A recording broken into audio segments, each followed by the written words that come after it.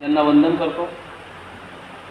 छत्रपती शिवाजी महाराज यांच्या कार्याचं स्मरण करतो। आजच्या या कार्यक्रमाचे अध्यक्ष श्री आडे साहेब, कार्यकारी अभियंता जलसंपदा। आजच्या या कार्यक्रमाचे उद्घाटक देवीदासजी पवार साहेब, आयुक्त महानगरपालिका अमरावती।